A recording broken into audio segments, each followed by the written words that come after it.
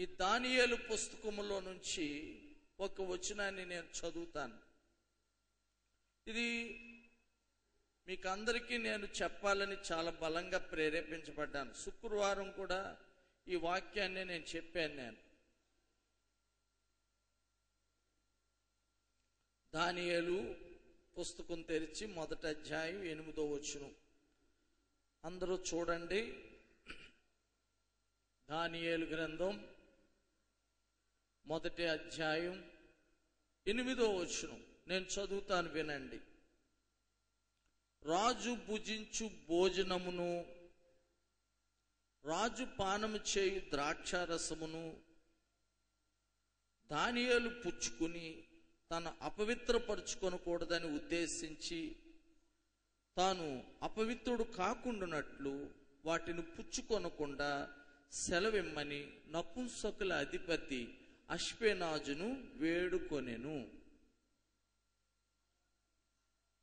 అందరూ చూసారా వాక్యాన్ని? నేను కొంచెం చదివేటప్పుడు కొంచెం మార్పుగా కనిపిస్తుంది కదా. ఇక్కడ రాజు అనే మాట ఉంది. రాజు ఎవరంటే నెబుకద్నెజరు రాజు. ఈ రాజుది సీనారు దేశం. ఇప్పుడు ఆ దేశం పేరు ఇరాక్ అంటారు. సీనారు దేశం. ఆ దేశానికి రాజు మాట అండి నెబుకద్నెజరు. ఆ దేశానికి ముఖ్య పట్టణం ఏదంటే బబులోన్. ఈ బబులోన్ అనే పట్టణము నిమ్రోద్ అనే ఒక అతను కట్టించాడు. మనకి ఆది కాండంలో రాస్తుంది ఈ పట్టణాన్ని ఎవరు కట్టించారో. ఈ పట్టణంలో నుంచే విగ్రహారాధన అంతా పుట్టుకొచ్చింది. ప్రపంచం అంతా ఇప్పుడున్న విగ్రహారాధనకి తల్లి ఎవరంటే ఈ బబులోనే. ఈ బబులోనికి మొదటి పేరు బాబేలు. చూడండి, కొన్ని పేర్లు కొన్ని తరాలు దాటాక లేకపోతే కొన్ని శతాబ్దాలు అయ్యాక కొంచెం మార్పులు వస్తుంటాయి. అది బాబేల్ అనే పేరుకి అర్థం ఏంటంటే తారుమారని. ఇక్కడ నిమ్రోద్ అనే ఒక అతను ఈ పట్టణాన్ని కట్టించినప్పుడు ఒక గోపురాన్ని కట్టాడండి. ఆ గోపురం కట్టేటప్పుడు దేవుడు అక్కడ భాషలను తారుమారు చేసేసారు. భాషలన్నీ తారుమారు చేశారు. అంటే మనిషికి అందరికీ భూమి మీద ఒకే భాష ఉండేది మొట్టమొదట. అక్కడి నుంచే భాషలు అనేవి పుట్టుకొచ్చినాయి. ఇప్పుడు ప్రస్తుతం మన భారతదేశంలోనే 1648 భాషలు ఉన్నాయండి. మన ఆంధ్ర రాష్ట్రంలోనే 150 భాషలు ఉన్నాయి. మనం ఏమనుకుంటాం, ఆంధ్ర అంటే తెలుగే మాట్లాడతారని. 150 భాషలోళ్ళు ఉన్నారు ఇక్కడ. మన భారతదేశంలో ఉన్న 29 రాష్ట్రాల్లో 1648 భాషలు ఉన్నాయి. మన దేశంలోనే ఉంటే ఇంకా ఉన్న దేశాలన్నీ ఎన్ని ఉంటాయో చూడండి. ఇన్ని భాషలు ఎలా పుట్టుకొచ్చినాయి అంటే ఈ బాబేల్లోనే. దేవుడు ఇక్కడే భాషను తారుమారు చేసేసాడు. ఒక్కొక్క వ్యక్తికి ఒక్కొక్క భాష పెట్టేశాడటండి. వాళ్ళు కట్టే గోపురం దేవుడికి విరోధంగా కడుతుంటే ఇక ఒకరికొకరికి అర్థం అవ్వకుండా భాషలు మార్చారు దేవుడు. ఈ బాబేలు విగ్రహాలకు పుట్టిల్లు. దీని చరిత్ర బైబిల్లో ఎక్కువ ఉందండి. ఈ బాబేలు యొక్క అంతమంత ప్రకటన గ్రంథంలోనే ఉంది. ఈ బాబేలు రాజు, ఈ బబులోను రాజు నెబుకద్నెజరు అనే అతను యూదయా దేశం మీదకి వెళ్ళి ఆ దేశాన్ని ముట్టడేసాడు. ఆ దేశానికి రాజు ఎవరంటే, ఈయన ముట్టడేసేటప్పటికి యూదుల రాజు ఎవరంటే యెహోయాకీము. అతను దేవుడు మనిషి, ఇతనేమో విగ్రహారాధికుడు. అసలు దేవుడు మనిషిని ఒక విగ్రహారాధకుడు బంధించి తీసుకెళ్ళిపోతున్నాడంటే దానికి కారణం ఏంటని మీరు అడగాలి. ఇప్పుడు వరకు చెప్పాను కదా మీకు, భక్తి లేకపోతేనండి దేవుడు ఆ వ్యక్తిని వదిలేస్తాడు, కష్టాలకు వదిలేస్తాడు, బాధలకు వదిలేస్తాడండి. ఇతను యెహోవా దృష్టిలోనట్టు చెడు నడతలు నడిచేవాడట. ఇప్పుడు దేవుణ్ణి ఎరగని వారు అన్యులు చెడు నడతలు నడిచారనుకోండి, అది వేరే విషయం, అది వేరే విషయం. కానీ దేవుణ్ణి నమ్ముకున్న వారు చెడు నడతల్లో నడిచారంటే అది ఎంత ఘోరమైన విషయం, అవునా కదండి? యెహోయాకీమట యెహోవా దృష్టికి చెడు నడతలు నడవడం వల్ల ఒక అన్యరాజుకి అప్పగించేశాడు. అప్పుడు నెబుకద్నెజరు యెరూషలేమును ముట్టడి వేసి యెహోయాకీమును బంధించి తన దేశానికి తీసుకెళ్ళిపోయాడు. అతను తీసుకెళ్ళిపోయేటప్పుడు ఇంకో పని చేశాడు. వాళ్ళు ఆరాధన చేసుకునే దేవాలయం ఉపకరణాలన్నీ పట్టుకుపోయాడండి. దేవాలయం ఉపకరణాలంటే ఇంచుమించు ఆ ఉపకరణాలన్నీ 5400 ఉపకరణాలటండి. ఎజ్రా గ్రంథంలో రాస్తుంది. బంగారపు గంగాళాలు, బంగారపు డేల్సాలు, పెద్ద పెద్ద పాత్రలు. బంగారం అంటే మీరేమనుకుంటున్నారు? ముక్కు పుడకాను దుద్దులు అనుకుంటున్నారా? కాదు, పెద్ద పెద్ద పాత్రలు అండి. 5400 బంగారపు వస్తువులట. అవి దేవాలయంలో ఉండేవటండి. యెరూషలేము దేవాలయాన్ని సొలొమోను కట్టించినప్పుడు ఆ మందిరము యొక్క విలువ ఇప్పుడు బైబిల్ పండితులు కడుతుంటే ఎంత చెప్తున్నారంటే 5000 కోట్లటండి. అంత విలువైనటువంటి డబ్బుతో ఆ వస్తువులతో కట్టేశారు అది ఆ మందిరం. కానీ అక్కడ పిల్లలు దేవుడి మందిరానికి వస్తున్నారు, కానీ చెడు నడతలు నడుస్తుంటే ఒక శత్రువుకు అప్పగించేశాడు దేవుడు. అతను అవన్నీ పట్టుకుని వెళ్ళిపోయి వాడు దేవతాలయపు బొక్సంలో పెట్టేశాడట. అవన్నీ కూడా చాలా విలువైన వస్తువులు కదా, అంటే వాడు దేవత యొక్క ఖజానాలో పెట్టాడండి. పూర్వం బ్యాంకులు ఉండేవి కాదు. దేవాలయాలని కట్టి వాటికి పెద్ద భయంకరంగా భయమేసే రూపాలు పెట్టి దాని కింద ఖజానా పెట్టి కట్టేవారండి. అక్కడికి వస్తే ఆ దేవత మింగేస్తుందని కూడా భయం పెట్టేవారు. అలా ప్రజలు భయపడటానికి ఎవరో ఒకళ్ళని తెల్లటి బట్టలేసి అక్కడ తిరుగుతున్నట్లుగా నైట్ ఒకళ్ళని ఇద్దరిని యాక్షన్ చేయించేవారు. ఆ ప్రాంతాలకు వస్తుంటే అక్కడ ఆ దేవత తిరిగేస్తుందని భయపడి ఇంకా దరిదాపులకు రారని పూర్వం పెద్ద నాలికి పొడవుగా పెట్టుకుని కళ్ళు పెద్దవి చేసి పెద్ద పెద్ద బొమ్మలు కట్టి ఆ దేవతాలయాలని అక్కడ కట్టి దాని కింద పెట్టేవారు ఈ డబ్బు అంతా. ఆ దేవత ఏదో చంపేస్తుందని ఒక ఇద్దరు ముగ్గురిని అక్కడ చంపేసేవారు కూడా. చంపేసి పాడేస్తే ఇక్కడికి వస్తే చచ్చిపోతామనే భయంతో ఆ దరిదాపులకు వచ్చేవారు కాదు. ఇంకా తెల్ల బట్టలు కట్టి రాత్రులు ఆ చీకట్లో తిప్పుతుంటే వాళ్ళు ఒకళ్ళు ఇద్దరు చూశారనుకోండి, ఇంకా అందరికి చెప్పేస్తారు కదా, ఆ దేవత తిరుగుతుందిరా తెల్ల బట్టలు వేసుకుని రాత్రులు అంటే. ఇంకా అలా భయపడిపోయి ఆ దరిదాపులకు వచ్చేవారు. పూర్వం పెద్ద పెద్ద పట్టణాల్లో అలాగే ఉండేవి ఖజానాలు అంటారు. వాటినే అదే గ్రామ దేవతలని పేర్లు పెట్టారు వాటికి. అవన్నీ విగ్రహాలండి. వాటి స్టోరీ, దాని పుట్టుపూర్వోత్తరాలు మీకు చెప్తున్నాను. దేవుడికి స్తోత్ర. ఇప్పుడుకి దాటికి అవి శాంతించడానికి మనం అవి చేయాలి ఈ చేయాలని దాని వెనకాల కొంతమంది కోళ్ళు కొయ్యాలని, పానకాలు కొయ్యాలని, సడివిడెట్టాలని, శాంతింపజేయడానికి ఇలా చేయాలని వాటి మీద కథలల్లి ప్రజలకి అలాంటి భయాన్ని తీసుకొచ్చారు వాటి వల్ల. ప్రియులారు, ఇప్పటికీ అది అలాగే వాడికి జరిగిపోతుంది. ఇప్పుడు చూడండి, ఈ దసరా అని చెప్పి వాటిని బయటికి తీసి సంబరాలని పెడుతుంటారు. ఇప్పుడు సంబరాలు అయ్యాయి. అవన్నీ ఒట్టి కథలే అండి. వాటి రూపాలు కూడా భయంకరంగా పెడతారు మనుషులు జడవటానికి. నారికి బయటెట్టినట్టు, కొళ్ళు పెద్దగా పెట్టుకున్నట్టు, కత్తెట్టు కూర్చున్నట్టు అటు రూపాలు పెట్టి ప్రజలను భయపెట్టి ఆ ఖజానాలో డబ్బులు పెట్టేవారండి. ఆ దేవత గుడి కిందే ఉంటుంది ఖజానా, అందులో డబ్బు దాసేవారు. అలాంటి దేవతాలయపు బొక్కసంలో ఈ దేవుడు మందిరపు ఉపకరణాలన్నీ అక్కడ పాడేసేటట్టండి తీసుకెళ్ళి. అంతేకాకుండా రాజవంశానికి సంబంధించిన పిల్లల్ని, సౌందర్యం కలిగిన వాళ్ళందరినీ, లోపం లేని సౌందర్యం కలిగిన వాళ్ళందరినీ తీసుకెళ్ళిపోయాడట. ఈ నెబుకద్నెజరు రాజు పెద్ద కాలేజీ కట్టాడు బబులోను సామ్రాజ్యంలో. ఆ కాలేజీలో ఈ రాజవంశానికి సంబంధించిన పిల్లలందరినీ అక్కడ పెట్టేశారు. ఈ పిల్లలు రాజు సంబంధించిన ఏ పనులన్నా చేసేవాళ్ళండి. 24 గంటలు అక్కడే మనసు పెట్టి పని చేయాలి. అందుకనే మనుషులు ఏం చేసేవారంటే నపుంసకులు చేసేసేవారు. నపుంసకులు చేసేస్తే 24 గంటలు పని చేస్తారండి. నపుంసకులుగా చేయలేదనుకోండి, వాళ్ళు ఏం చేస్తారంటే 8 గంటల కంటే ఎక్కువ పని చేయరు. అంతే కదా, 8 గంటల కంటే ఎక్కువ చేయమంటే మీరు ఏం చెప్తారు? ఒకవేళ కష్టపడితే ఇంకో 2 గంటలు, 10 గంటల కంటే ఎక్కువ చేయరు. భార్య పిల్లలు సంసారం ఏతనాన్ని అలాంటివి ఏమీ లేకుండా చేస్తారు నపుంసకులు. అంటే ఇంకా వాళ్ళు ఎప్పుడు పని చేస్తారు. వాళ్ళు చూడండి, ఆంబోతులను ఏం చేస్తారు? పని చేయడానికి ఎద్దులుగా మారుతారు. ఎద్దులుగా మార్చడం అంటే ఏంటి? వాటి బీజాలను ఆపరేషన్ చేసి తీసేస్తారు అంతే. వాటికి నపుంసకత్వం కలుగజేసేస్తారా ఆ ఆంబోతులకి. అవి ఇంక 24 గంటలు పనిచేస్తాయి. ఇక రాత్రి బండి కట్టిన పాపం ఇతను పడుకుంటాడు, కానీ అవి అలాగా తోలుకుని వెళ్ళిపోతాయి, అవి మోసుకుని వెళ్ళిపోతుంటాయి. మనుషులను కూడా నపుంసకులు చేసేవారు అప్పుడు రాజులు. వాళ్ళ నగరంలో పనులు చేయటానికి నపుంసకులు చేసేవారు. తర్వాత రాజనగర్లో ఉండేవాళ్ళు ఎలా ఉండాలంటే చాలా అందంగా ఉండాలండి. అందుకనే రాజభోజనాలు, రాజ సౌకర్యాలన్నీ పెడతారు ఆ కాలేజీలో. అందులో చదువుకుంటున్నాడు ఎవరు? దానియేలు దేవుడు పెట్టి అతను తీసుకొచ్చి అక్కడ పెట్టేశారు. ఈ రాజు చెరపట్టి తీసుకొచ్చేసాడు. దానియేలుకి 3 స్నేహితులు ఉన్నారు, హననియా, మిషాయేలు, అజరియా. వీళ్ళని కూడా తీసుకొచ్చేసారు. వీళ్ళంతా ఆ రాజుగారి యూనివర్సిటీలో ఉన్నారండి.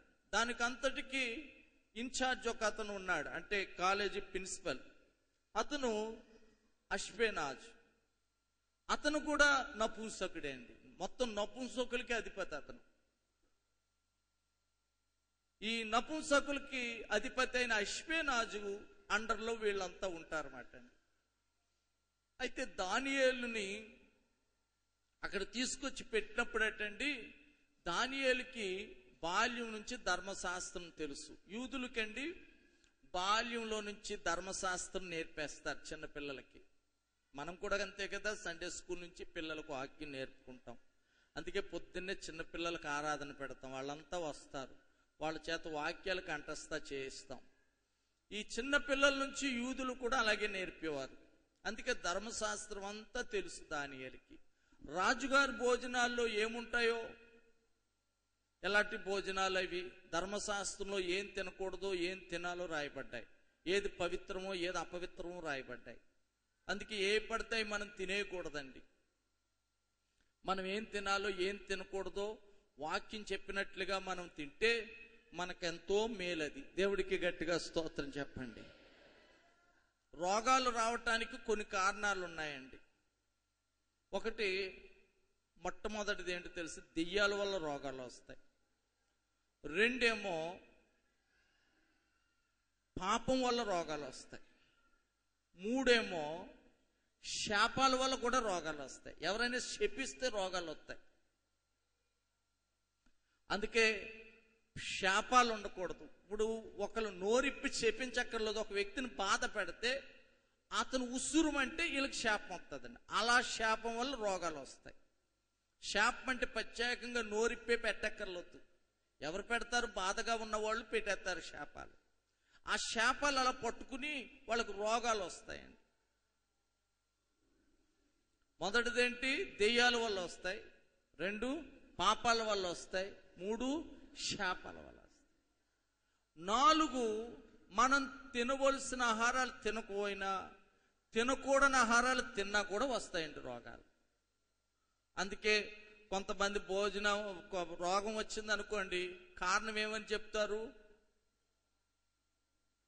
తీసుకున్న ఆహారమే ఫుడ్ పాయిజన్ అయిందండి, తిన్న ఆహారం వల్ల ఇలా అయిపోయిందండి అంటుంటారు. ఒక్కొక్కటి తినడం వల్ల తెచ్చుకుంటారు, ఒక్కొక్కటి తినక రోగం తెచ్చుకుంటారండి.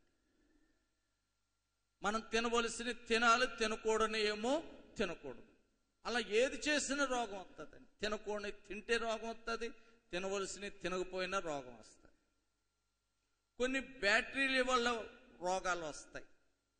దాన్ని అంటు రోగాలు అంటారు. ఒకరినొకరు ముట్టుకోవడం వల్ల మనకి కనపడనటువంటి బ్యాక్టీరియాలు ఉండి దానివల్ల రోగాలు వస్తూ ఉంటాయి. కొన్ని ప్రకృతి సిద్ధమైనవి కూడా మనం పాటించకపోతే రోగాలు వస్తాయి. పడుకోవలసినప్పుడు పడుకోవాలి, ప్రియులారా మనము వెళ్ళకూడని స్థలాలకు వెళ్ళకూడదు, తాగకూడని వాటర్ తాగకూడదు. కొన్ని వాతావరణం వల్ల కూడా ప్రకృతి సిద్ధమైన రోగాలు వస్తాయి. ఇలా రోగాలు రావటానికి కారణాలు ఉన్నాయి. అందుకే భోజనాల విషయంలో జాగ్రత్తలు తీసుకోవాలండి. ఈ భోజనాల విషయంలో ఆరోగ్య కోసమే కాకుండా పరిశుద్ధతకు కూడా చాలా ముఖ్యమండి. తీసుకునే ఆహారాలు మన పరిశుద్ధతను పాడు చేస్తాయి. కూడా చూడండి, కొంతమంది తాగుతారు, అది ఆహారం కాదు, మత్తు పదార్థాలు తాగేస్తున్నారు, మత్తు పదార్థాలు తినేస్తున్నారు. అది ఆహారం కాదు. రోగం వస్తుంది, మరణం వస్తుంది, పరిశుద్ధత పోతుందండి. అక్కడ రాజు తీసుకునే ద్రాక్ష రసం అంటే మత్తు కలిపేస్తారటండి. అది పిల్లలకి ఇచ్చేస్తారు. అప్పుడు దానియేలు ఏమన్నాడంటే దాని ఇన్ఛార్జ్ అయిన అష్పెనాజుని పిలిచి అష్పెనాజు దగ్గరికి వెళ్ళి, అయ్యా నేను జీవము గల దేవుణ్ణి ఎరిగిన వాడిని, సృష్టికర్తను సేవిస్తున్నాను. మా దేవుడు ఏం తినకూడదో తినాలో ధర్మశాస్త్రంలో రాసేసాడు. అందుకని నేను ఇలాంటివి తినను, నేను రాజభోజనాలు తినను. నాకు శాకాహారం ఇవ్వండి, ఆకుకూరలు ఇవ్వండి. నాకు ద్రాక్షారసం వద్దు, అది మత్తు కలిపేసింది, కనుక నీళ్లు ఇవ్వండి.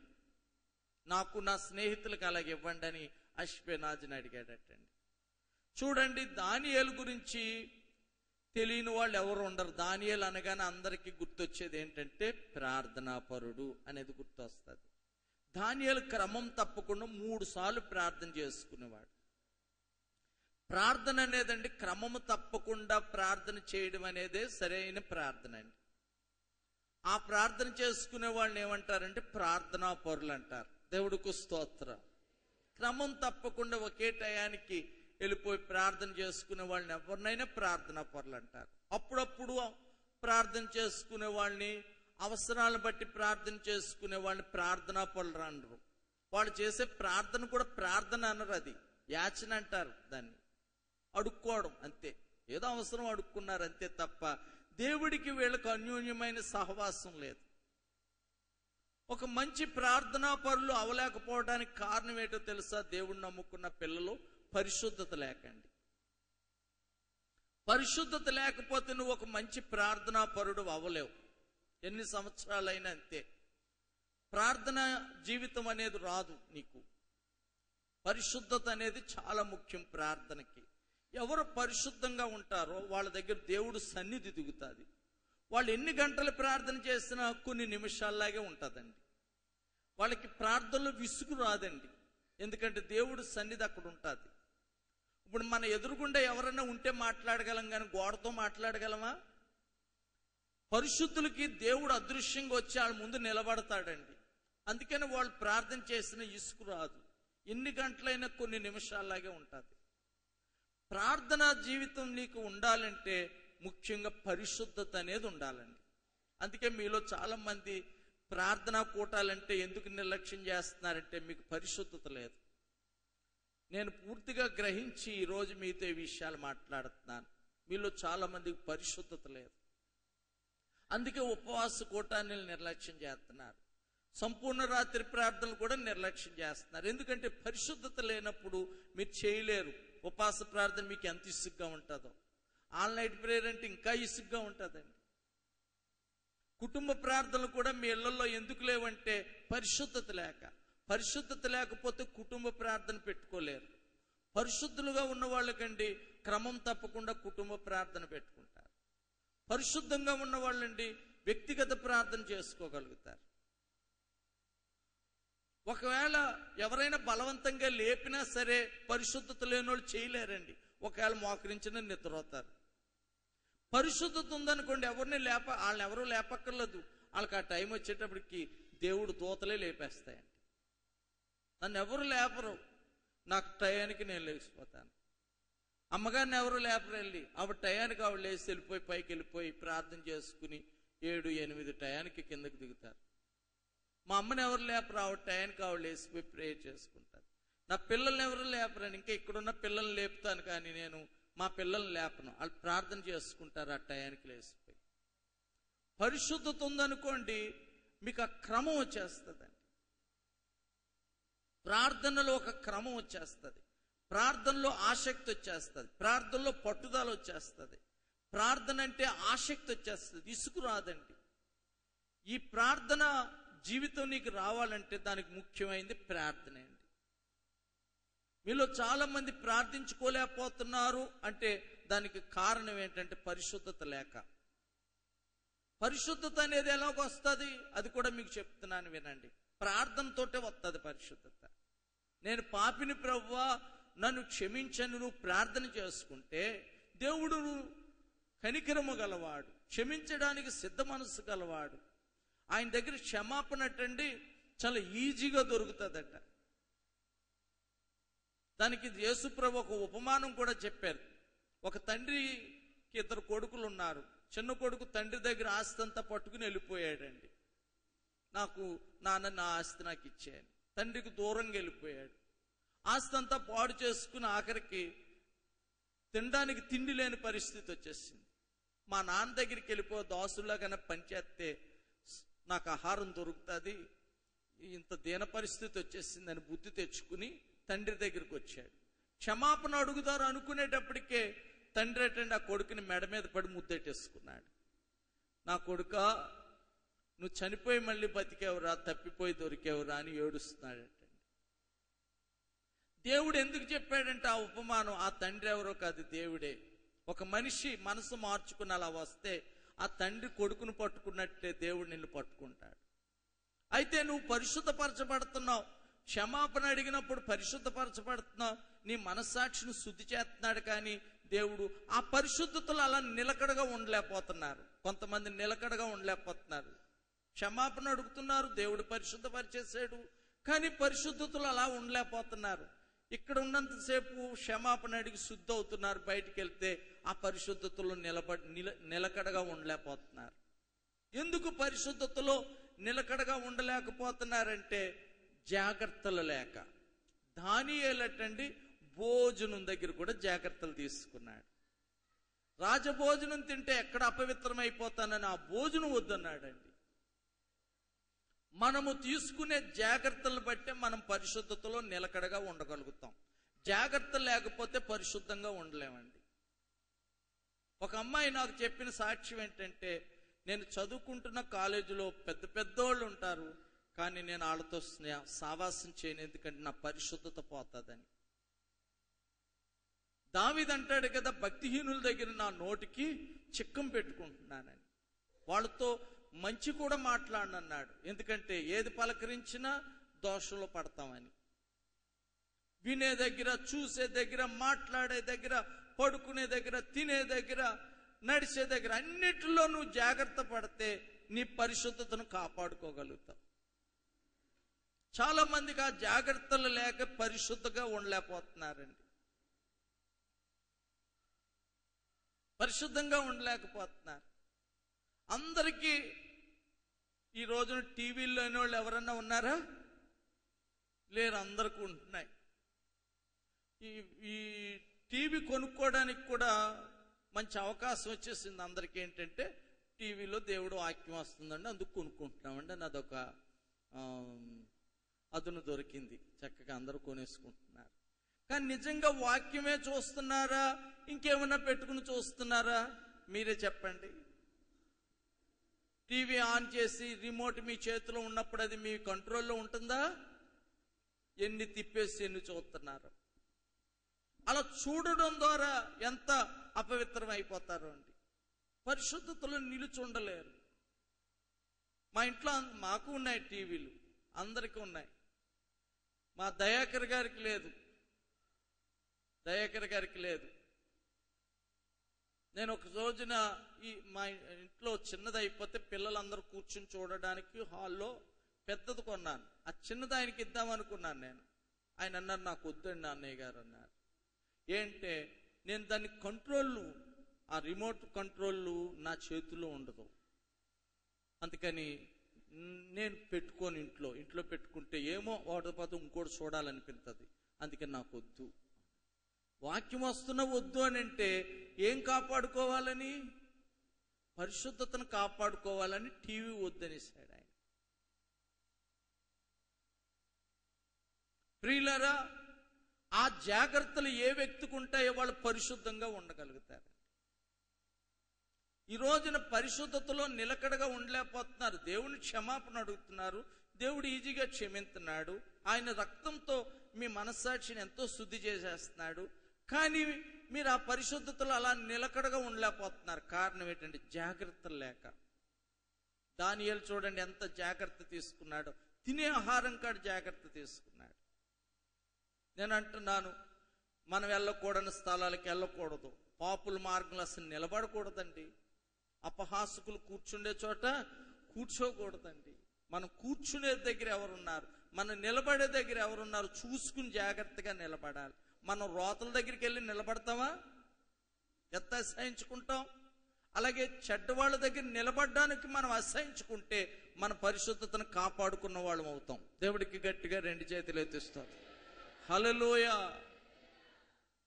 మనం జాగ్రత్తలు తీసుకోవాలి పరిశుద్ధత విషయంలో. ఆ జాగ్రత్తలు లేకే ప్రియులారా చాలా మంది పరిశుద్ధతలో నిలకడగా ఉండలేకపోతున్నారు. దానియేలు చూడండి, భోజనం దగ్గర జాగ్రత్త తీసేసుకున్నాడు. నాకు వద్దండి ఈ ఆహారం, మా ధర్మశాస్త్రంలో అన్ని తినకూడదని ఉంది, రాజభోజనాలు ఏ మాంసాలు ఉండి పంపిస్తున్నారు ఇక్కడికి, నేను తినను అన్నాడు. నాకు ఆయన తాగే ద్రాక్షారసం వద్దు, అందులో మత్తు కలిపేస్తారు, నాకు నీళ్ళే ఇవ్వండి. ప్రియులారా, పరిశుద్ధతగా ఉంటే వచ్చే దీవెనలు ఏంటో మీకు చెప్పాలనిపిస్తుంది నాకు. చూడండి దానియేలు గ్రంథం 9వ వచనం చూడండి.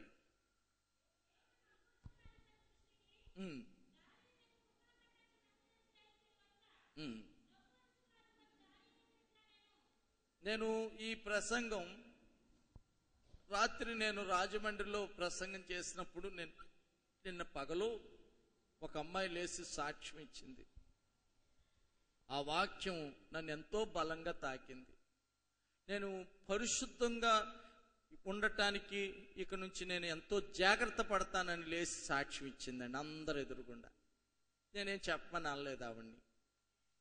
ఆవిడే లెగిసి పైకుచ్చుకుని నాకు ఈ వాక్యం తాకింది, పరిశుద్ధత విషయంలో జాగ్రత్త తీసుకోవాలని నేను ఈ రోజే తెలుసుకున్నాను. మీరు కూడా జాగ్రత్త తీసుకుంటే పరిశుద్ధతలో మీరు ఎంత ఆశీర్వాదాలు పొందుతారు, ఎన్ని ఆశీర్వాదాలు పొందుతారు. చూడండి, ఆ నపుంసకుల అధిపతి అటండి, ఆ కాలేజీ ప్రిన్సిపల్ అష్పెనాజికి ఈ దానియేలు మీద కటాక్షం కలిగిందట. అది దేవుడే అతనికి అలా కటాక్షం కలగడానికి అనుగ్రహం చూపాడట. దేవుడే అనుగ్రహం చూపాడట. అష్పెనాజు యొక్క కటాక్షం దానియేలు మీదకి వచ్చినట్లు నేను చెప్తాను. ఒక మనిషి కటాక్షం ఆ మనిషి మీదకి రావాలంటే ఏం చేయాలి చెప్పండి? ఎన్ని లంచాలు ఇస్తున్నారండి ఈ రోజున. ఇప్పుడు మన దేశం అంతా ఏం మయమైపోయింది? లంచాలమయమైపోయిందండి. ఒక మనిషి కటాక్షం రావాలంటే డబ్బు జల్లేస్తున్నారండి. డబ్బుతోటే వాళ్ళ కటాక్షాలు పొందుతున్నారు. డబ్బు చేతిలో పెడితే చాలు, వాళ్ళ దయ వచ్చేస్తుంది. ఇంకా నేను చెప్తున్నాను, దానియేలు అష్కెనాజికి ఏమి లంచం ఇవ్వలేదు. చెరపట్టబడి వచ్చిన అబ్బాయి, ఇతని మీదకి అతనికి ఎందుకు కటాక్షం వచ్చేసింది? అతను ఒక అధిపతి, ఆ కాలేజీ ప్రిన్సిపల్. అతను ఈ అబ్బాయి మీద ఎందుకు అంత దయ చూపిస్తున్నాడంటే పరిశుద్ధత. నువ్వు పరిశుద్ధంగా ఉంటే ఎవరు దయన్న నీ మీదకు దిగుతుంది. దేవుడికి గట్టిగా 2 చేతులు ఎత్తిస్తుంది. మేమండి విశ్వాసులుగా ఉన్న దినాల్లో విషయాలు చెప్తున్నాను. మేము ఇంట్లోంచి వచ్చేసినప్పుడు మాకు బట్టలు ఉండేవి కాదు. ఎంతో మంది మాకు బట్టలు కొనిచ్చేవారు. వాళ్ళకి ఎందుకు దయ కలిగేదంటే, మేము ఇంట్లోంచి వచ్చేసిన దినాల్లో మేము పరిశుద్ధంగా ఉండేవాళ్ళం.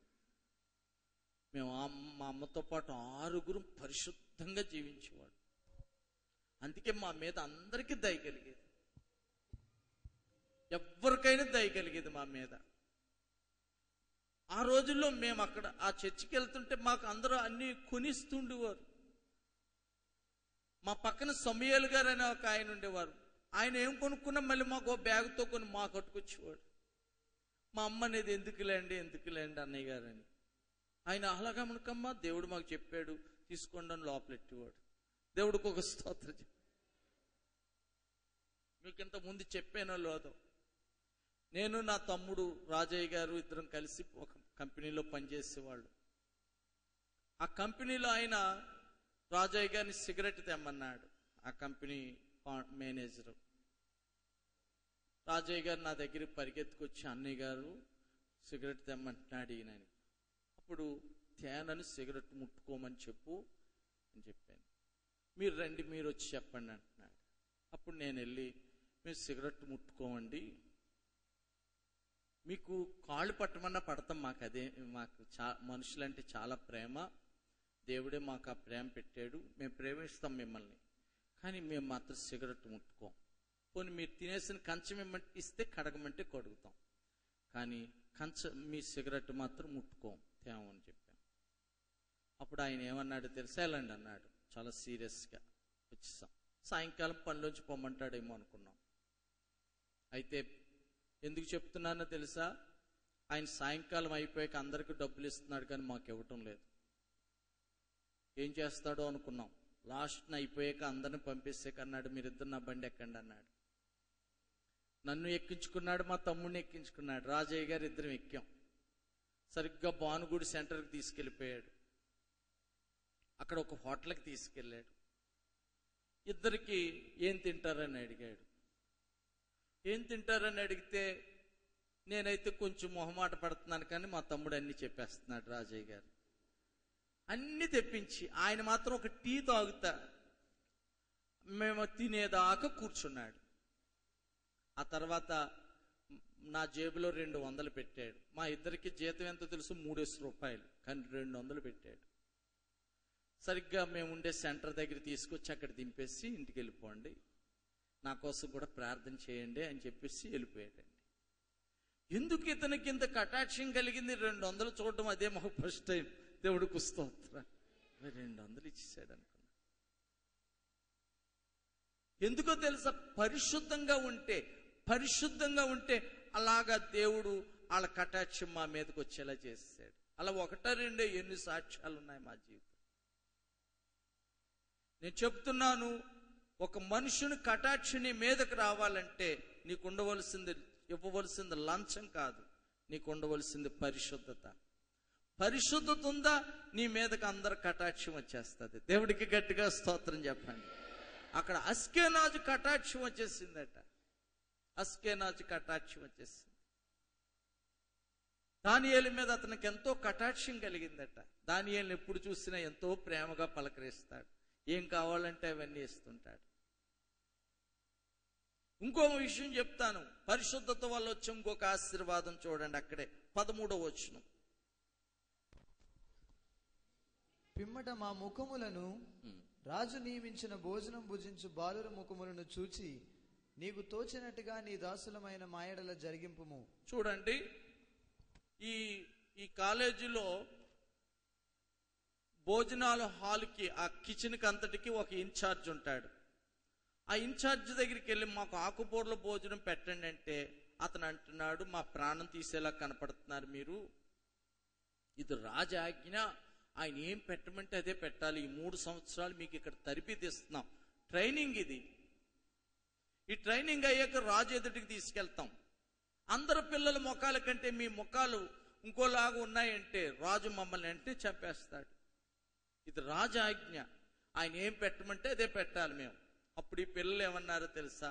ఇది మేము తినం కాబట్టి 10 రోజులు పరీక్ష చేయండి మమ్మల్ని, శాకాహారం తింటాం, వాళ్ళందరూ రాజభోజనాలు పెట్టండి, వాళ్ళకి మాకేమైనా డిఫరెన్స్ కనపడితే మీరు చెప్పినట్టు తినేస్తాం. 10 రోజులు పరీక్షించేటట్టండి. పరీక్షిస్తే వీళ్ళ ముఖాలు ఎలాగున్నాయి చూడండి. 14వ వచనం. అందుకు అతడు ఈ విషయంలో వారి మాటకు సమ్మతించి 10 దినాలు పరీక్షించాడు. 10 దినాలైన పిమ్మటాల ముఖాలు చూస్తే రాజభోజనం భుజించే బాలురు అందరి ముఖాల కంటే వీళ్ళ ముఖాలు సౌందర్యంగా కలగా ఉన్నాయట. దేవుడికి గట్టిగా స్తోత్రం చెప్పండి. పరిశుద్ధత మనకేం తీసుకొస్తుంది చెప్పండి? సౌందర్యాన్ని కూడా తీసుకొస్తుంది. అందంగా అయిపోతాం. దేవుడికి గట్టిగా 2 చేతులు ఎత్తిస్తాం. పరిశుద్ధంగా ఉన్న వాళ్ళు ఎంత అందంగా ఉంటారండి. ఒక సహోదరి, కాకినాడ చర్చిలో ఒక సహోదరి ఉంది.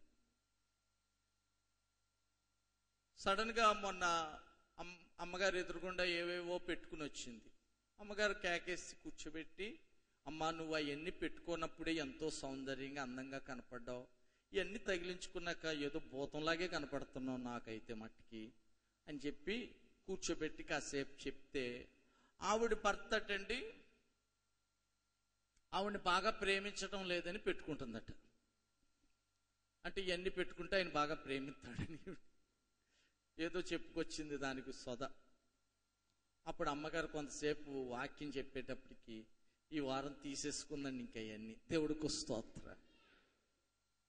ప్రియులారా, చాలా మంది సౌందర్యంగా ఉండటానికి ఎన్ని తగిలించుకుంటారో, ఎన్ని క్రీములు రాసుకుంటారు. మగోళ్ళే కాదు, ఆడోళ్లే కాదు, మగోళ్ళునండి. మొన్న ఒక అబ్బాయి సవరానికి 300 ఇచ్చాడట. బాబు 300 ఎందుకు సవరానికి? సౌందర్యంగా ఉండడానికి. రూపాయలు పెట్టి సవరం చేయించేటట్టండి సౌందర్యంగా ఉండాలని. ఇప్పుడు ఆడోళ్ళ కంటే మగోళ్ళకి ఎక్కువ ఆశ వచ్చేస్తుంది సౌందర్యంగా ఉండాలని, సౌందర్యంగా ఉండాలని.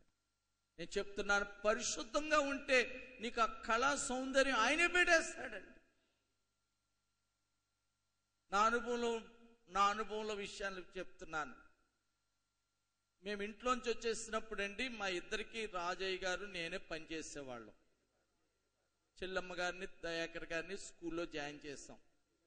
అంతకుముందు మా నాన్నగారి దగ్గర ఉన్న చదివిన స్కూల్లో ఒక క్రిస్టియన్ టీచర్ ఉంది, హేమలత గారని. ఆవిడ దగ్గరికి వెళ్ళి అన్ని వివరాలు చెప్పాం. ఇలా చాటుకి వెళ్ళి ఇంట్లోంచి వచ్చేసాక కొన్ని రోజులకు ఆవిడకి కనపడితే, ఆవిడ ఏంటి అసలు ఎందుకు వెళ్ళిపోయాం, మీ చెల్లి తమ్ముడు రావడం లేదేంటంటే, ఇలా ఇంట్లోంచి వెళ్ళిపోయామండి, కొంచెం ఆ టీసీలు ఇవ్వరండి అంటే, ఎందుకు వెళ్ళిపోయారు ఏంటి అని అన్ని అడిగితే చెప్పాం. అప్పుడు ఆవిడ చాలా బాధపడి, ఆవిడ క్రిస్టియన్ అవ్వడం వల్ల చాలా సహకరించింది.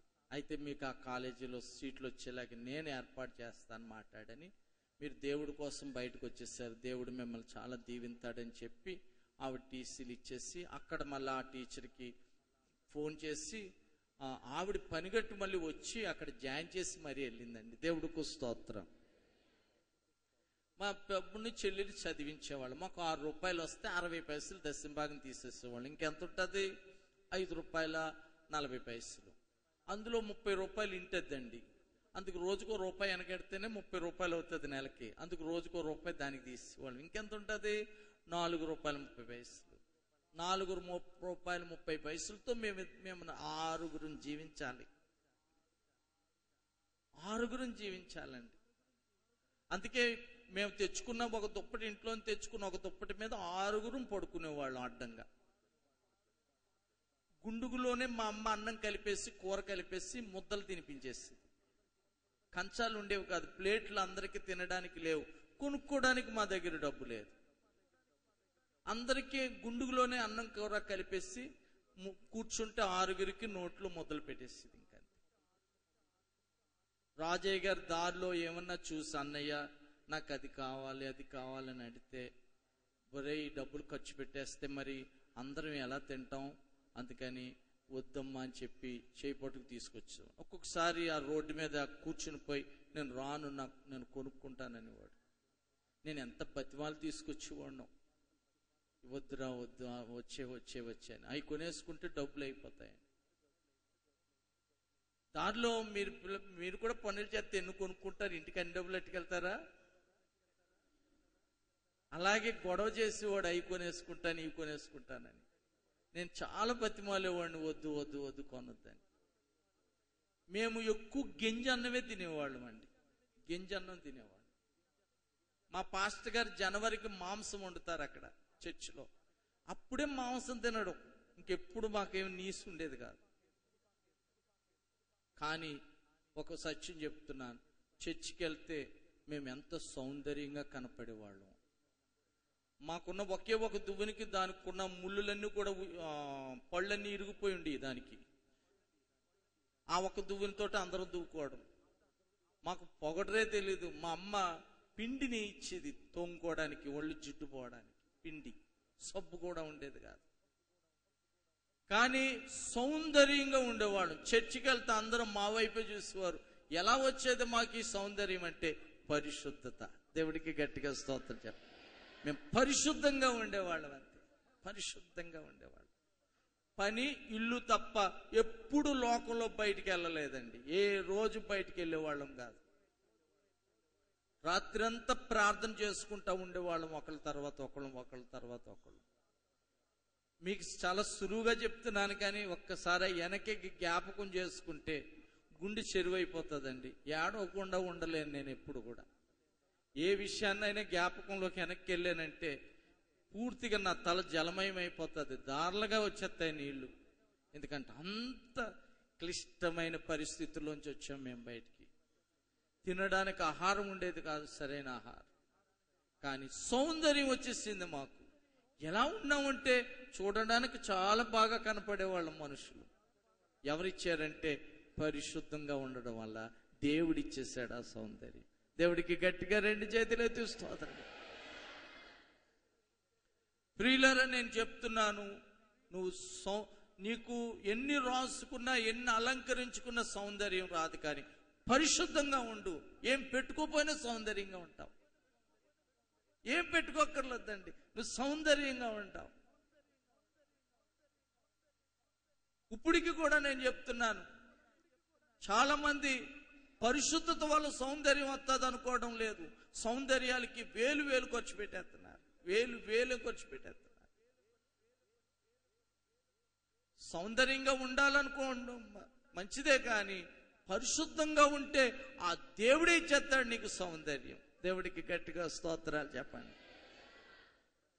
తర్వాత చూడండి, దానియేలు పరిశుద్ధంగా ఉండటం వల్ల వచ్చిన ఇంకొక ఆశీర్వాదం 17వ వచనం.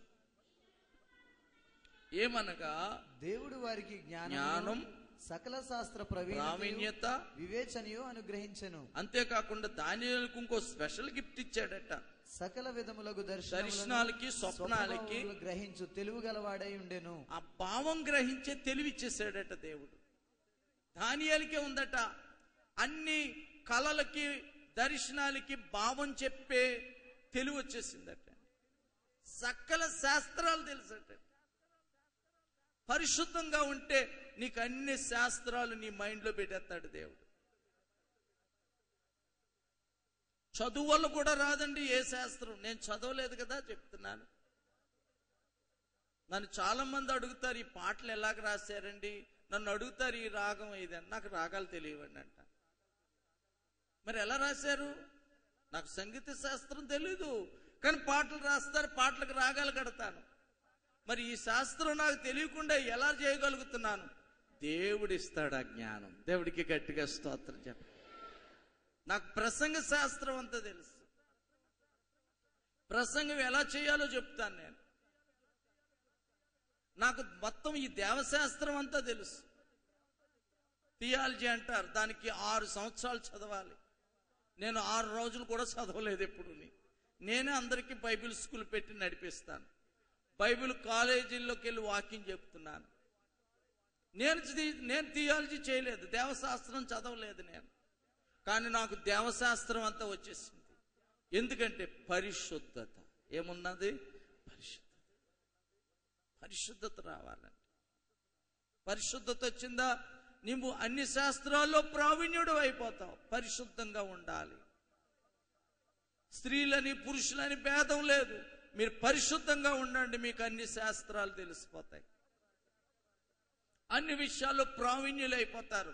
నేను ఇంకోలాగా అతిశయానికి చెప్పడం లేదు. మా పిల్లలకు కూడా మేము పరిశుద్ధంగా పెంచాం. ఒక లబ్బర్ తీసుకొస్తే మా నిస్సి స్కూల్ నుంచి మా చెల్లి కొట్టి, మేము ఇవ్వలేదు కదా, ఎలా నీకు ఎలా వచ్చిందని అడిగింది. ఆమె కొట్టి మళ్ళీ అమ్మగారికి అప్పగిస్తే అమ్మగారి బాధి మళ్ళీ నాకు అప్పగించారు. ఒక్క ఎలాజర్ తీసుకొస్తే ఒప్పుకోలేదు మేము. ఎక్కడిది ఇది? నీకు మేము ఇవ్వలేదు, ఇది నీకు ఎలా వచ్చింది? నీ బ్యాగ్లోకి ఎలాగొచ్చింది? ఎవరి పిల్లవాడిది ఇది? ఎందుకు తెచ్చావు అని ముగ్గురం కొట్టామండి. మా పిల్లల్ని పరిశుద్ధంగా పెంచాం. అందుకే ఏ శాస్త్రాలు, అన్ని శాస్త్రాలు నాకు అనుకుంటాను. నాకు 10వ తరగతి చదువుకున్నప్పటి నుంచి కారు నడిపాడు నాకు నిస్సిబాబు. దేవుడికి స్తోత్ర. ఎలా వచ్చేసింది తినకి కారు నడపడం? ఏ శాస్త్రం అన్నా తెలిసిపోతుంది. నువ్వు పరిశుద్ధంగా ఉంటే నీ మైండ్ని దేవుడు దీవించేస్తాడంతే. దేవుడికి గట్టిగా స్తోత్రం చేస్తాడు. దీవించేస్తాడు. నీకు అన్ని శాస్త్రాలు తెలిసిపోతాయి. మా రెవల్యూషన్ అన్ని వాయిద్యాలు, కీబోర్డు వాయిస్తున్నాడు, ప్యాడ్ వాయిస్తాడు, గిటార్ వాయిస్తాడు. చదువుకోవడం వల్ల ఇంకా శ్రద్ధ తీసుకోలేకపోతున్నాడు. ఎలా వచ్చింది అంటే ఎవరి దగ్గర నేర్చుకోలేదు. మా పిల్లల్ని ఇక్కడ నేర్చుకోమంటే నేను ఒక్కరికి రావటం లేదు. ఎలా వచ్చింది పిల్లోడికి అంటే పరిశుద్ధంగా ఉంటాడంతే. నేను ఒకటే చెప్తున్నా, మా పిల్లోడు పరిశుద్ధంగా ఉంటాడు. మా రెవల్యూషన్ ఒక మాటలో కూడా వచ్చి ఇంకో మాట వేయడండి. మేము మాట్లాడుకున్నా కూడా అలాగ దూరంగా నిలబడి నవ్వుకుని చూసుకుంటాడు తప్ప మాటకు మాట కూడా కలపడస్తాడు. ఎంత పరిశుద్ధంగా జీవించాడు. నువ్వు పరిశుద్ధంగా ఉండు, నువ్వు పరిశుద్ధంగా ఉండు. నీకు అన్ని శాస్త్రాలు, శ్రేష్టమైన బుద్ధి, తెలివి, జ్ఞానం వివేచన, వివేకం అన్నీ ఇచ్చేస్తాడు దేవుడు. ఆయనలోనే గుప్తమై ఉన్నాయి అవన్నీ. నువ్వు పరిశుద్ధంగా ఉంటే అవన్నీ ఇచ్చేస్తాడు. చూడండి ఇంకొక ఆశీర్వాదం 20వ వచనం. రాజు వీరి యొద్ద విచారణ చేయగా, స్వయంగా రాజుగారే ఇంటర్వ్యూ పెడతారండి. ఆ కాలేజీలో చదివిన వాళ్ళని ఇంటర్వ్యూ ఎవరు చేస్తారంటే రాజు చేస్తాడు ఇంటర్వ్యూ. రాజుగారు ఆ ఇంటర్వ్యూలో ఒక్కొక్కరు పిలుస్తుంటే ఈ పిల్లలు వచ్చారటండి. రాజుగారే విచారణ చేస్తున్నారు, అన్ని అడుగుతున్నారు. జ్ఞాన వివేకముల సంబంధమైన ప్రతి విషయంలో వీరు తన రాజ్యమందంతటా నుండి సగుణగాండ్ర కంటేను గారిడి విద్య కలవారి అందరికంటేను 10 అంతలు శ్రేష్ఠులని తెలియబడెను. 10 రెట్లు శ్రేష్ఠులుగా ఉన్నారట. మొత్తం ఖలిదీలు దేశం అంతట్లో లేరట వీళ్ళ లాంటి పిల్లలు. పరిశుద్ధత వల్ల 10 రెట్లు శ్రేష్ఠులట. ఎన్ని రెట్లు? దేవుడు నిన్ను హెచ్చించేస్తాడు. పరిశుద్ధంగా ఉంటే నిన్ను హెచ్చించేస్తాడు. ఎంత పైకి తీసుకొచ్చేస్తాడో దేవుడికి 2 చేతులు ఎత్తి స్తోత్రాలు. నేను ఎంత పైన పెట్టేస్తాడో, హెచ్చించేస్తాడు. 10 రెట్లు శ్రేష్ఠులట. చివరిగా ఇంకో మాట చెప్పి ముగిస్తాను. ఆ గ్రంథం అంతా చదివితే పరిశుద్ధత వల్ల వచ్చే ఆశీర్వాదాలు ఇంకా ఎన్నున్నాయో దానియేలు జీవితంలో. చదవండి చివరిగా ఇంకొక మాట 21. ఈ దానియేలు కోరేషు ఏలుబడిలో మొదటి సంవత్సరం వరకు జీవించెను. కోరేషు పరిపాలన వరకు జీవించాడటండి. నెబుకద్నెజరు అయిపోయాడు, వాళ్ళ కొడుకు పరిపాలించాడు. వాళ్ళ కొడుకు అయిపోయాక మనవడు పరిపాలించాడు. ఆ మనవడు కొడుకు మళ్ళా ముదు మనవడు మాట అండి దర్యావేషు పరిపాలించాడు. దర్యావేషు తర్వాత ఆ దేశాన్ని మాదీ పార్షికులు వచ్చి దాన్ని ముట్టడేసారు.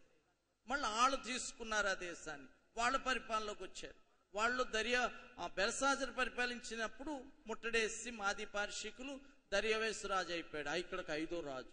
వాళ్ళ కొడుకు అహష్వేరోషు రాజు అయ్యాడు. అతని కొడుకు మళ్ళీ కోరేష రాజు అయ్యాడు. ఇన్ని రాజులు అయ్యే వరకు ఈయన జీవితానే ఉన్నాడట. దేవుడికి గట్టిగా స్తోత్రం చెప్పండి. దానియేలుకి ఇంత దీర్ఘాయుష్ ఎలా వచ్చేసింది? పరిశుద్ధత. పరిశుద్ధత ఉంటే నీకు ఆయుష్ పెరుగుతుంది. పరిశుద్ధత పోయి పాపం వచ్చేసిందా నీ ఆయుష్ తరిగిపోతుంది.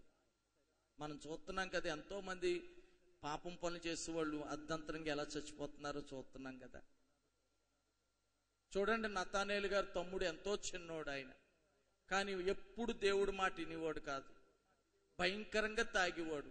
చెప్తారంటే పారిపోయేవాడు. ఆయన కూర్చోబెట్టి చెప్పడానికి కూడా వినేవాడు కాదండి. అందరికంటే ముందు చచ్చిపోయాడు. వాళ్ళ పిల్లలు సండే స్కూల్కి రావడం వల్ల ఆడపిల్లలైనా ఏదో ఆ పిల్లలకు మంచి దారి అయింది. లేకపోతే వాళ్ళ తండ్రి చేసిన పాపాలు మళ్ళీ ఆ పిల్లల మీద పడు. ఇంకా వాళ్ళని శ్రమలు పడుతురు. కానీ ఆ పిల్లలు సండే స్కూల్కి వచ్చి ఆ భక్తి చేసుకోవడం వల్ల ఆ ఆడపిల్లలని ఏదో ఒక దారి అయింది. వాళ్ళ తండ్రి సొంత తమ్ముడు ఆయన. ఈయన పరిశుద్ధంగా ఉండడం వల్ల ఈ రోజు వరకు దేవుడు దీర్ఘాయుష్ ఇచ్చి ఎంతో చక్కగా ఆరోగ్యంగా, నేను నతానేలు గారు అనారోగ్యం అనడం నేను ఎప్పుడు చూడను. చక్కగా ఉంటారు, దేవుడు దీవించాడు. సొంత తమ్ముడు ఆయన కంటే ఎంతో చిన్నవాడు, అతను చనిపోయాడు. బాగా తాగడమే, ఇంకా తాగడమే. ప్రియులారా, ఇలాగ ఒకళ్ళు ఇద్దరు కాదా, అతను ఉదాహరణకు ఆయన చెప్తున్నాను. ఇంకా ఎంతమంది ఉన్నారో మీ కళ్ళ ముందు చచ్చిపోయిన వాళ్ళు. పరిశుద్ధత లేకపోతే మరణం వస్తుంది, పరిశుద్ధంగా ఉంటే జీవం వస్తుంది. ఇక్కడ కూడా నువ్వు దీర్ఘాయుష్తో ఉంటావు.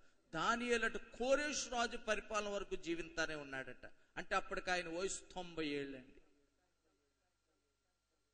90 ఏళ్ళు వచ్చే వరకు అలా జీవిస్తున్నాడండి. మన పెళ్లి సంబంధాలకని వచ్చారు, పెళ్లి చేసుకోవడానికి డేట్ కని వచ్చారు. అప్పుడు వాళ్ళ ఊర్లో ఒక పాస్టర్ గారు ఉన్నారు, దానియేలు గారని. ఆయన బాగున్నారా మాకు తెలుసు, మాట ఇంట్లోంచి వచ్చేసినప్పుడు కొత్తలో మేమున్న ఇంటి పక్కన వాళ్ళ విశ్వాసుల దగ్గరికి వచ్చేవారు. అందుకే అడిగాను, దానియేలు గారు బాగున్నారమ్మా, మీ ఊరే కదా. ఆయన విశ్వాసులు అండి మేము అన్నారు.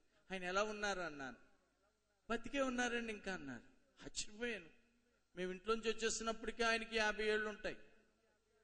ఇంకా బతికున్నాడా అని ఆశ్చర్యంగా చేసి, ఇప్పుడు ఎంత ఉంటుంది ఆయన వయసు అన్నాను. 85 ఏళ్ళు అండి అన్నారు. దానియేలు పేరెట్టుకున్న వాళ్ళు అందరూ ఇలాగా చిరకాలం బతికెత్తున్నారేమో అన్నాను. దేవుడికి స్తోత్రం. దానియేలు పరిశుద్ధుడు కాబట్టి ఆ దీర్ఘాయుష్. ఆశీర్వాదం వెంబడి ఆశీర్వాదం, ఆశీర్వాదం వెంబడి ఆశీర్వాదం వస్తుంది నువ్వు పరిశుద్ధంగా ఉంటే. పరిశుద్ధతను గురించి మీరు పట్టించుకోలేదనుకోండి, మీకు ఆశీర్వాదాలు రావు. చెడు నడత నడిచాడు ఈ దానియేలు యొక్క వంశం, అతనే యెహోయాకీము, యూదుల రాజు. బంధించబడి వెళ్ళిపోయాడు, జైల్లో ఉండిపోయాడు. దానియేలు మాత్రం ఆ దేశంలో హెచ్చించబడిపోయాడు. పరిశుద్ధంగా ఉండటం, పరిశుద్ధంగా ఉండాలి. దేవుణ్ణి మనం నమ్ముకున్న దేవుడు ఎవరు చెప్పండి? పరిశుద్ధుడు. అందుకే మనం ఎలా ఉండాలి చెప్పండి? పరిశుద్ధంగా. చూడండి, పేతురు గారు రాసిన మొదటి పత్రిక 1వ అధ్యాయం 14వ వచనం. పేతురు గారు రాసిన మొదటి పత్రిక 1వ అధ్యాయం 14వ వచనం. నేను పరిశుద్ధుడనై ఉన్నాను గనుక మీరు పరిశుద్ధులై ఉండాలి. అలా రాయించేశాడు దేవుడు. నేను పరిశుద్ధుణ్ణి, మీరు కూడా పరిశుద్ధులుగానే ఉండాలి. ప్రియులారా, మనం సేవిస్తున్న దేవుడు పరిశుద్ధుడు. ఆయనలా మనము పరిశుద్ధంగా ఉంటే మనం దీవించబడతాం. అందరం మోకరించుకుని చేతులు జోడించుకుని అడగండి, ప్రభువా నాకు పరిశుద్ధత ఇవ్వండి, నాకు పరిశుద్ధత ఇవ్వండి ప్రభువా, నాకు పరిశుద్ధత ఇవ్వండి.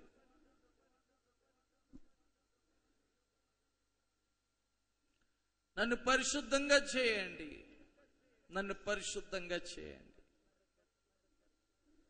బాల్యము నుండి చెడ్డదేసయ్యా, కొత్త హృదయం ఇస్తానని మాటిచ్చావయ్యా.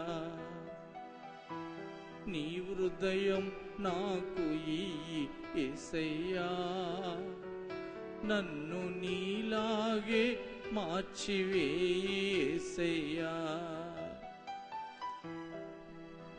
నీ హృదయమే నాకు యేసయ్యా, నన్ను నీలాగే మార్చివేసయ్యా.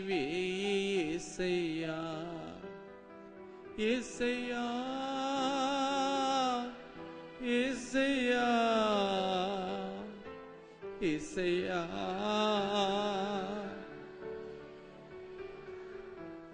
యేసయ్యా, యేసయ్యా.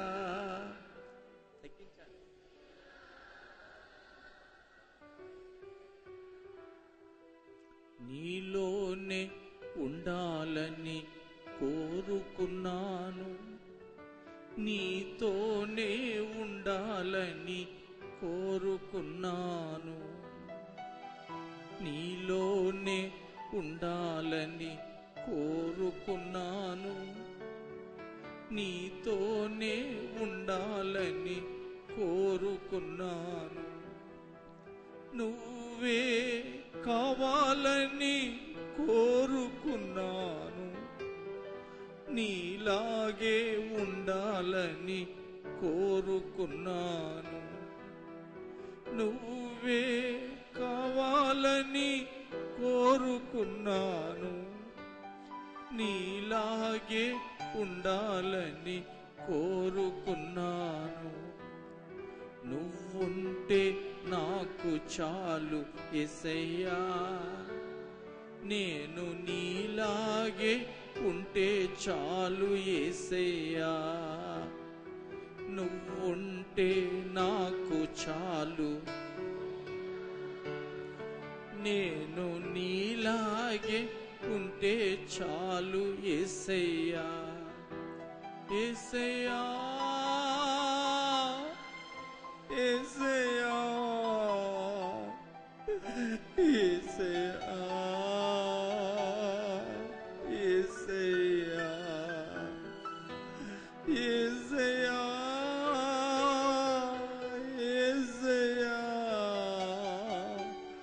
యేసయ్యా, యేసయ్యా, యేసయ్యా, యేసయ్యా, యేసయ్యా, యేసయ్యా.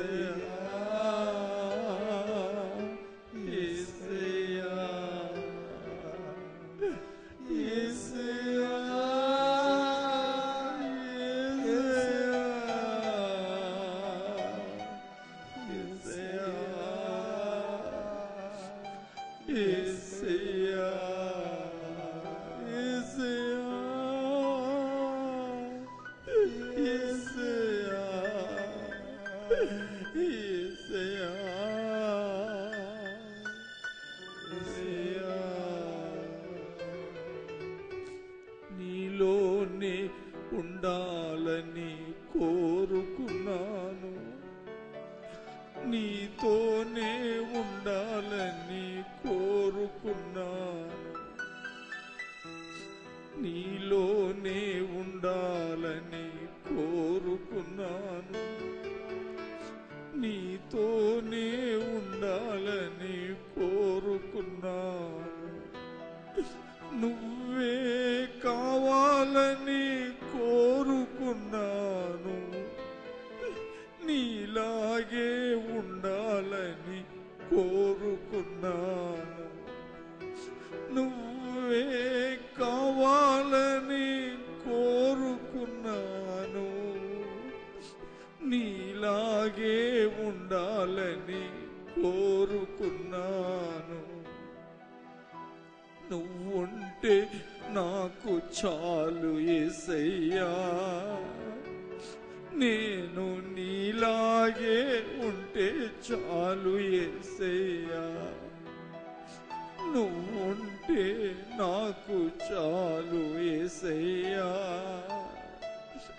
నేను నీలాగే ఉంటే చాలు యేసయ్యా. యేసయ్యా యేసయ్యా యేసయ్యా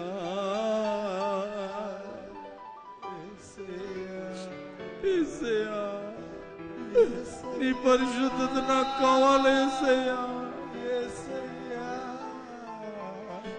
నీ పరిశుద్ధత నాకు కావాలి యేసయ్యా. పాపులలో చేరకుండా ప్రత్యేకంగా ఉండాలి యేసయ్యా. పవిత్రంగా, నిష్కల్మషంగా, నిర్దోషంగా ఉండాలి యేసయ్యా. ఇక్కడున్న వారందరినీ పరిశుద్ధులుగా ముద్రించు నాయన. శుద్ధ హృదయాలు దయచేయండి ప్రభువా. మీరు ఆత్మ, ప్రాణం, శరీరాన్ని కూడా ముట్టి పరిశుద్ధపరచండి. నిందారహితంగా సంపూర్ణంగా పరిశుద్ధపరచండి. పరిశుద్ధపరచండి, పరిశుద్ధపరచండి, పరిశుద్ధపరచండి, పరిశుద్ధపరచండి ప్రభువా. అందరినీ పరిశుద్ధపరచండి, అందరినీ పరిశుద్ధపరచండి ప్రభువా. అందరినీ పరిశుద్ధపరచండి. అందరు చేతులు కడుక్కుని అందరూ శుద్ధ హృదయాలతో ఉండాలి ప్రభువా. పరిశుద్ధత ఇవ్వండి ప్రభువా. అందరికి పరిశుద్ధత ఇవ్వండి ప్రభువా. పరిశుద్ధత ఇవ్వండి ప్రభువా. పరిశుద్ధత ఇవ్వండి ప్రభువా. ఏ కళంకం ఇక్కడ ఉండకూడదు నాయన. ఎలాంటి ముడత ఉండకూడదు ప్రభు. ఎలాంటి డాగు ఉండకూడదు ప్రభు. నిందారహితంగా ఉండాలి నాయన. పరిశుద్ధపరచండి, అందరినీ పరిశుద్ధపరచండి ప్రభు. దేవా, ఈ సంఘాన్ని పరిశుద్ధపరచండి. నీ పిల్లల పరిశుద్ధతలో స్థిరంగా ఉండాలి ఆయన. పరిశుద్ధతలో కదలని వారుగా ఉండాలి ప్రభు. పరిశుద్ధత విషయంలో జాగ్రత్తలు దయచేయండి నాయన ప్రభు. వ్యర్థమైన వాటిని చూడకుండా వీరి కళ్ళు తిప్పండి తండ్రి. దేవా, వీరి పెదవుల ద్వారానికి కాపు పెట్టండి. వీరి చెవుల ద్వారానికి కాపు పెట్టండి. వీరి మనసుకు కాపు పెట్టండి. మీరు హృదయానికి కాపు పెట్టండి, మీరు నడతలకు నీ కాపుదల పెట్టండి ప్రభువా. పరిశుద్ధపరచండి, పరిశుద్ధపరచండి ప్రభువా. పరిశుద్ధులుగా అందరికి ముద్ర వేయండి ప్రభువా. పరిశుద్ధతలో అందరినీ స్థాపించండి ప్రభువా. పరిశుద్ధతలో అందరినీ స్థిరముగా ఉంచండి ప్రభువా.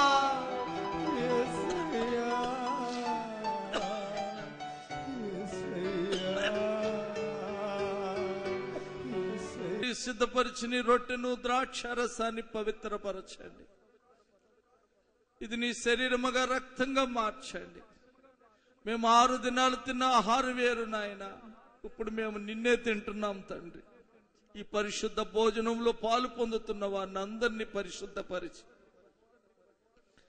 అందరికీ జీవం ఆశీర్వాదం కలిగేటట్లు చేయండి. సిద్ధపరిచిన వారిని అరుస్తున్న నన్ను పంచుతున్న వారిని దీవించండి. యేసు నామాన్ని అడుగుతున్నాను తండ్రి. ప్రభు తన